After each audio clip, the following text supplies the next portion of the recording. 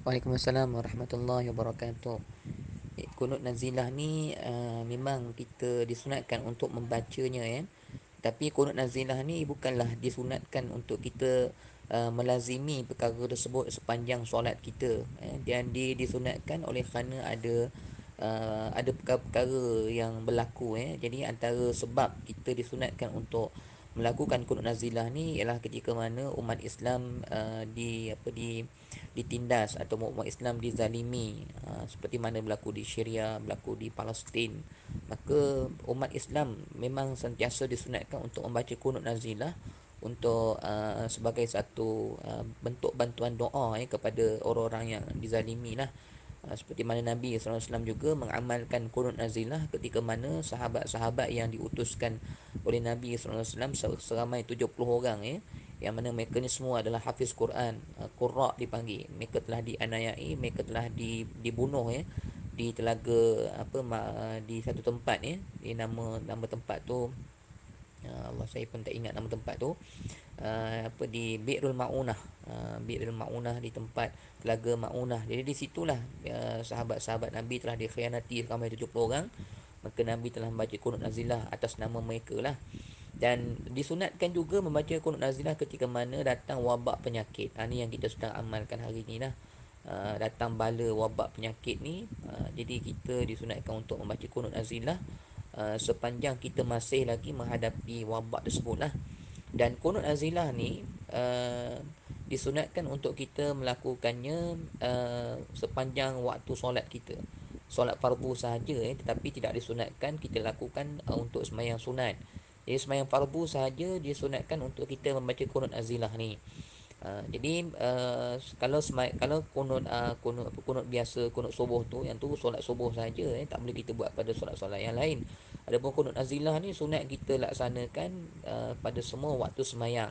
Dan disunatkan, ni yang dipertanyakan, dan disunatkan untuk kita baca kunut nazilah ni secara kuat pada semua waktu sembahyang. Ini disebut oleh ulama-ulama kita nah. Jadi maknanya semayang start semayang subuh itu, Zuhur, Asar, Maghrib, Isyak semuanya dibaca dengan kuat. Kalau solat Zuhur itu kita solat seperti mana biasa, tidak dibaca kuat. Sampai je waktu kunut nazilah itu, maka disunatkan kita membaca kuat. Kemudian kunut nazilah ini kalau kita semayang fardu secara berseorangan, maka kita baca secara perlahan lah. Tidak disunatkan untuk membaca kuat. Tapi kalau kita baca secara berjemaah, kita baca kunut nazar secara berjemaah, maka sunat dibaca dengan kuat walaupun solat zuhur dengan solat asar.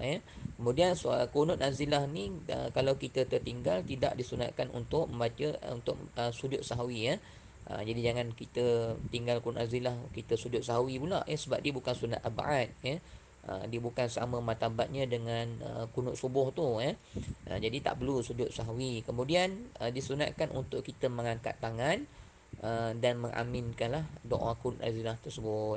Jadi kunut nazilah ni dia kalau ikut ulama menyebutkan dia tidak semestinya mesti kita mengikut bacaan-bacaan khas, bacaan-bacaan tertentu Mana kunut nazilah ni cukuplah kita membaca doa-doa yang diambil daripada Al-Quran ataupun daripada hadis, ataupun doa-doa yang kita dengar daripada imam-imam Mekah dan sebagainya. Maknanya kunut nazilah ni bukanlah kita mesti menghafal lafaz-lafaz yang khusus. Tidak. Maknanya kalau kita boleh berbahasa Arab dan kita boleh merayu kepada Allah dengan bahasa yang kita susun sendiri, yang kita boleh boleh susun ayat-ayat bahasa Arab tu sendiri, jadi kita boleh baca doa-doa tersebut dalam kunut nazilah kita lah. Jadi bukanlah kunut nazilah ni mesti kena ambil rangkaian ni sahaja, tak boleh ambil ataupun dia ada doa-doa yang khas yang datang daripada Nabi, itu tidak. Dia umum sebab tu kalau kita tengok imam-imam di Mekah pun kadang-kadang mereka sebut Allahumma alaika bi amrika, Allahumma alaika bil yahud dan sebagainya. Itu adalah doa-doa yang tidak ada pun yang disebut oleh Nabi SAW, tapi doa-doa itu adalah susunan bahasa-bahasa mereka sendiri dan mereka jadikan itu sebagai kunut nazilah lah. Allah Subhanahu Wa Taala alam. Jadi itu sedikit mengenai dengan hukum hakam yang berkaitan dengan kunut nazilah. Dan kunut nazilah ni tidak disunatkan untuk kita baca pada solat-solat sunat biasa Jadi dia hanya disunatkan untuk dibaca pada solat fardu sahaja. Allah Subhanahu Wa Taala alam.